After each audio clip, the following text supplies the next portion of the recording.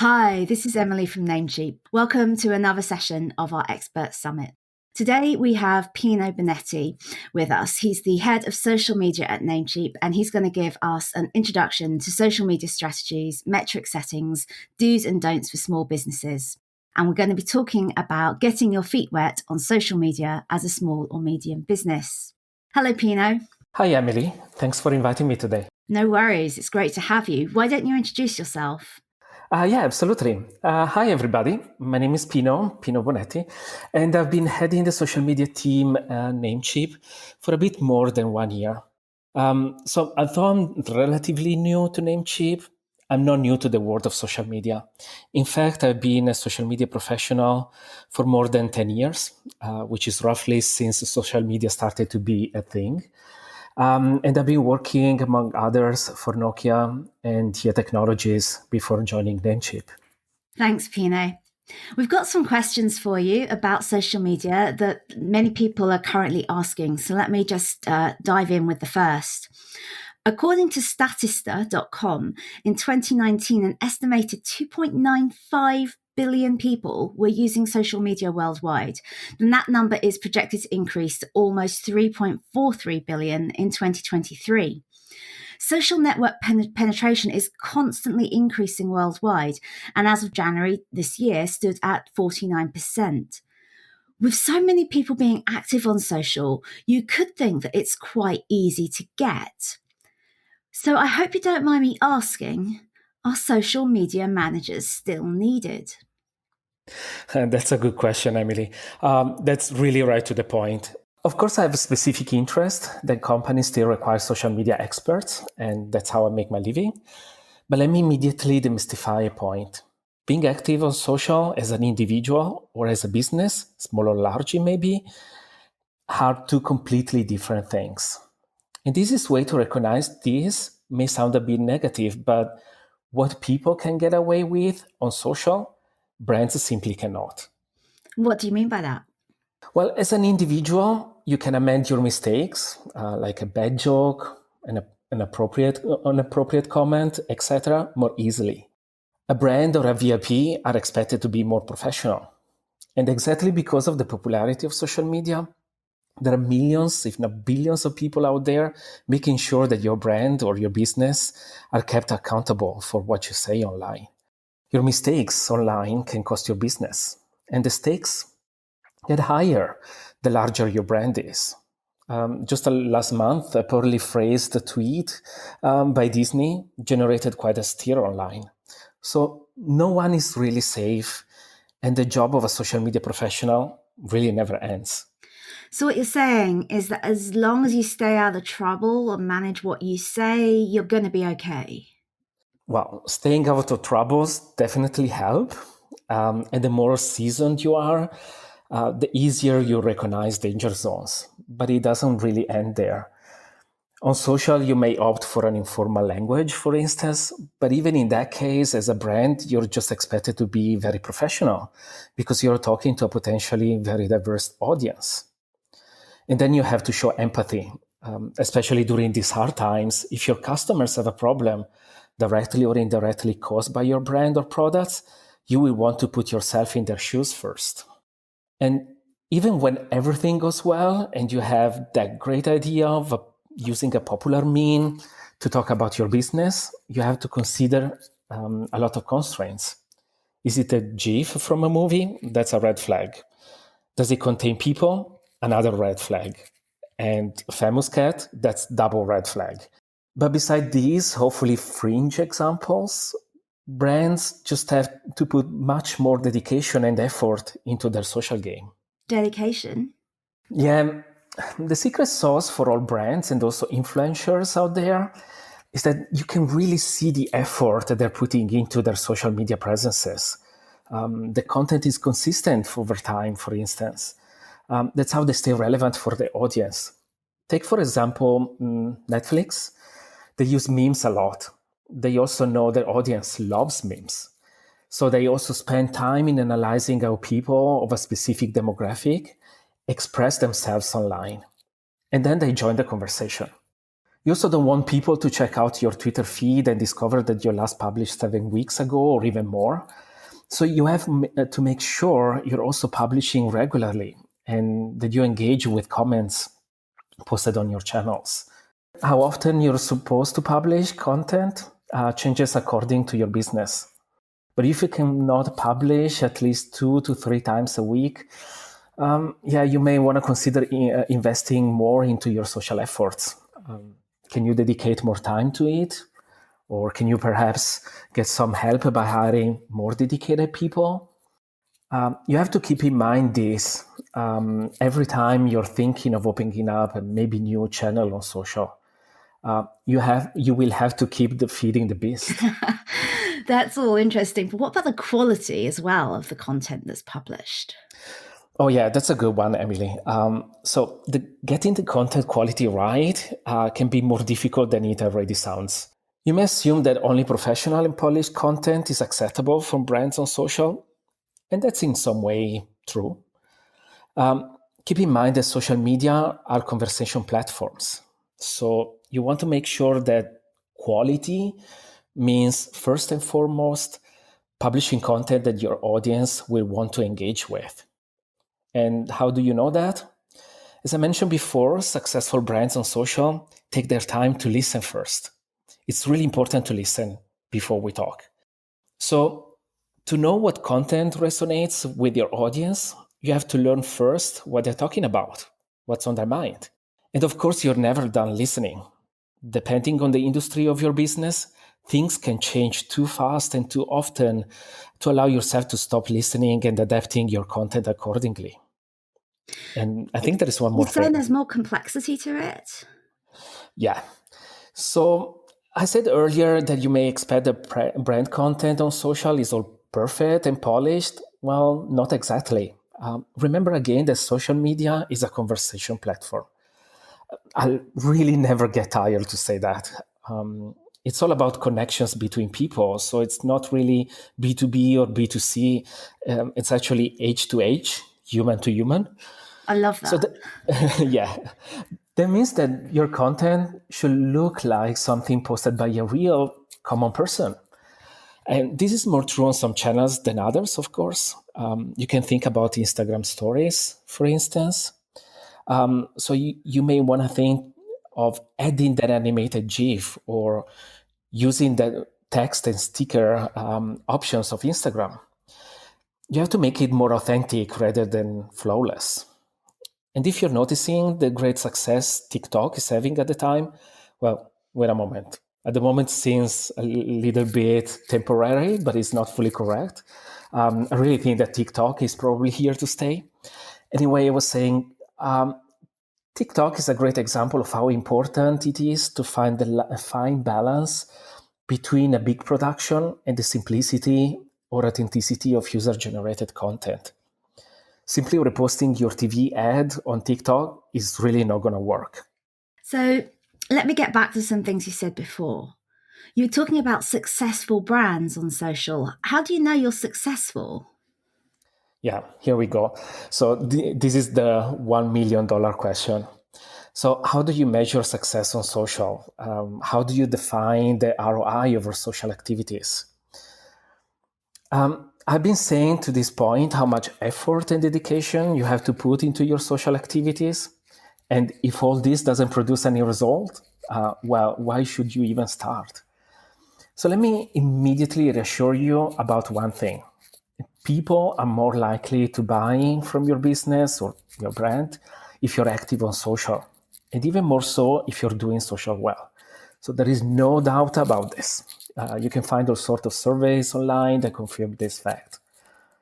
And you'll probably know from your own experience that recent purchases have been influenced in a way or another by what you've seen on social.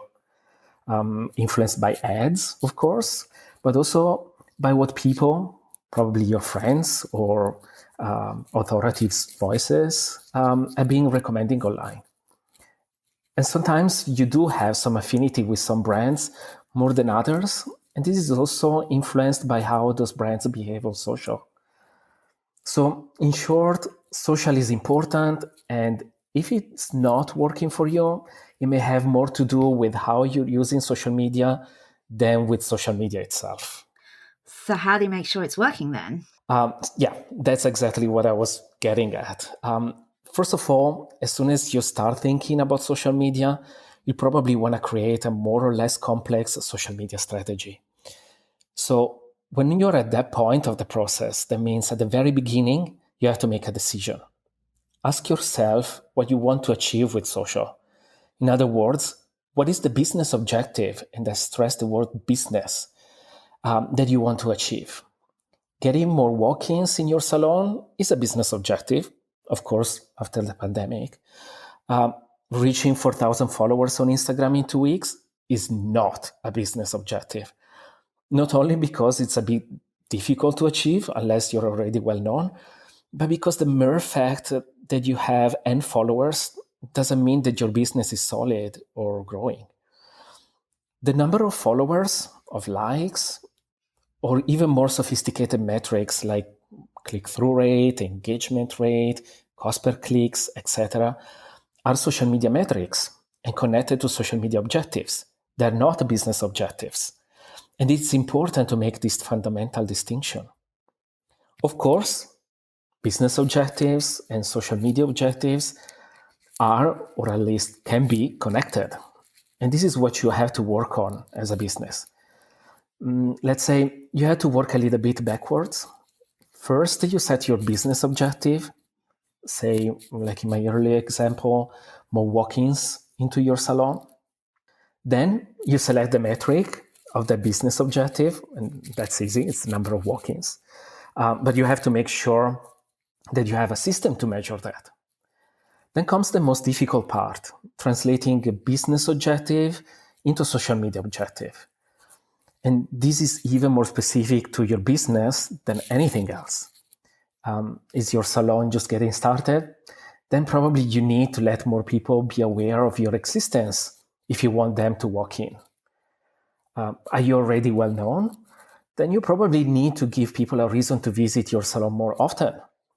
So in the first case, when you just started your business, you want to connect your walk-in business objective to an awareness social media objective.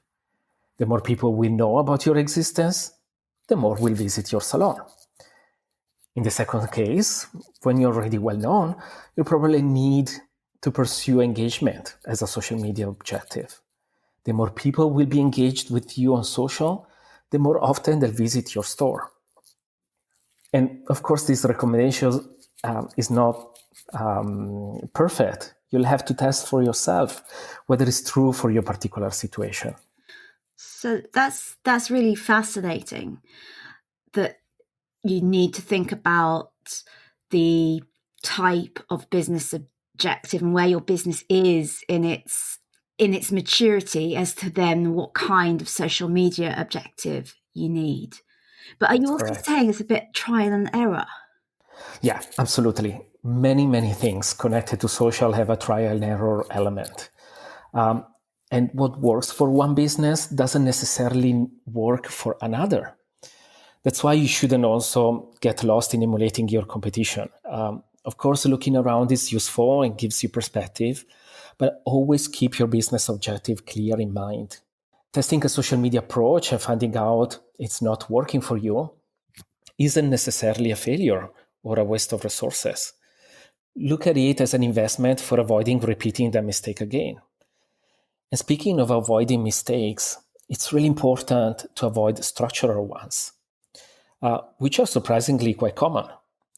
The worst mistake you can do is starting your social media campaign or even strategy before clarifying the business objective.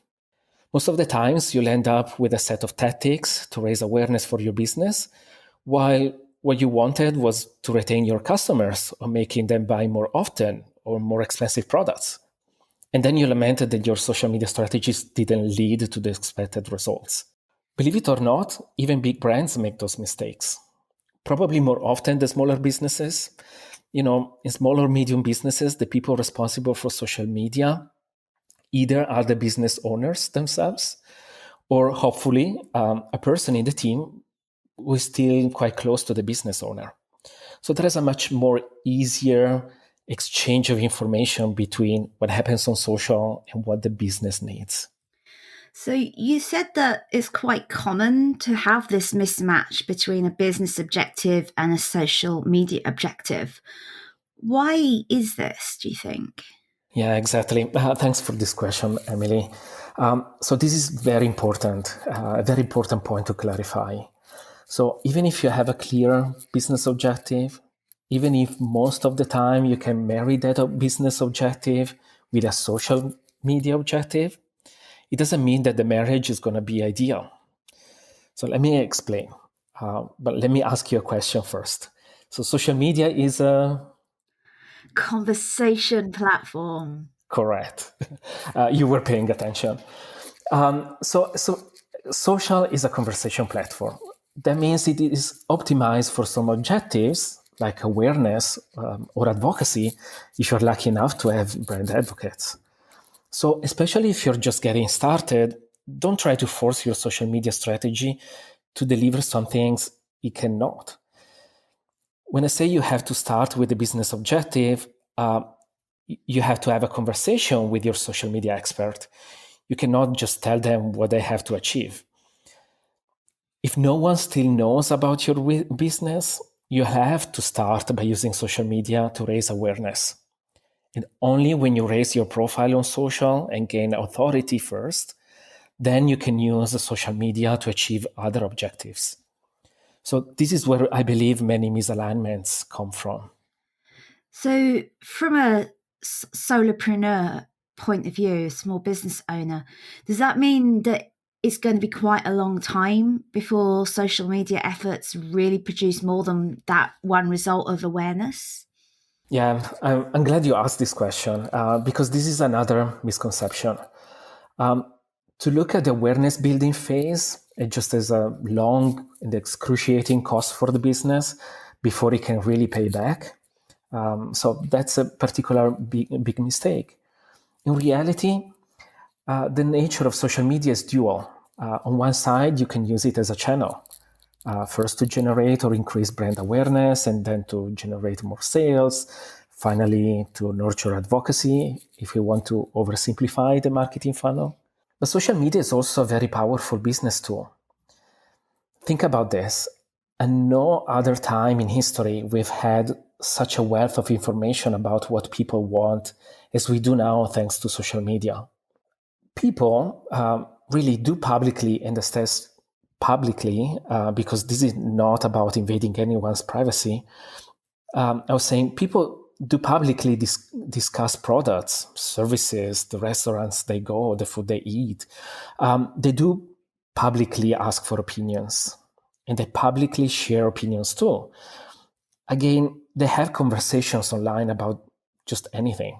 So going back to our salon example, if you're opening a new salon, you can use social media to understand what kind of salon people are looking for in your city or even in your neighborhood, whether they already have some favorite ones and why. You can find really your market niche by monitoring social media. And this is invaluable information. And of course, nothing comes really for free. So mining this data is not easy. It's not an easy feat. When you want to listen to people on social, you find out that data is not very well structured, it's chaotic, there is a lot of noise. So it takes some effort to go through it. So you have to invest some money in tools or experts that can do that for you. That's absolutely fascinating. So, once you've got your objectives in place, what's next? Yeah, then comes the hard work. To wrap up what I said so far, let me give you a rough roadmap to set up your social media activities for your business. So first, set your business objective. Then number two, choose the relevant business metric and set up a measurement system. Number three, translate your business objective in social media objective. Number four, create a social media strategy to achieve that objective. 5, select the relevant social media metric or metrics and make sure you have a way to measure them easily. 6, create a plan of action for social with all the tactics and activities that can help you achieve that social media objective, which eventually will help you achieve the business objective. And finally, number 7, measure, measure, measure. And only if you measure, you can understand if this complicated machinery is actually working for you and how you can optimize it. Wow. Thanks, Pino. We're almost at the end of our time, and I would like to give you the opportunity to provide some final remarks and perhaps tell us where to find some more information. Oh, yeah, absolutely, Emily. I probably have one more bullet point list for the people who are still listening. Let's do it. So when you're getting your feet wet on social media, that's the title of our session. So when you're getting your feet wet on social media for your business, remember, first of all, listen, listen, listen. Then, number 2, strategize. Then, number 3, make sure you use social media as a business tool, which means that you have to listen even more. Number 4, then you can use social as a channel. And finally, number 5, use it as a channel by joining the conversation. Try not to talk to people, but try to talk with people. And of course, you can find online a wealth of information about social media. And of course, as the largest social network out there, Facebook offers a series of webinars and courses so that you get to know their advanced business tools.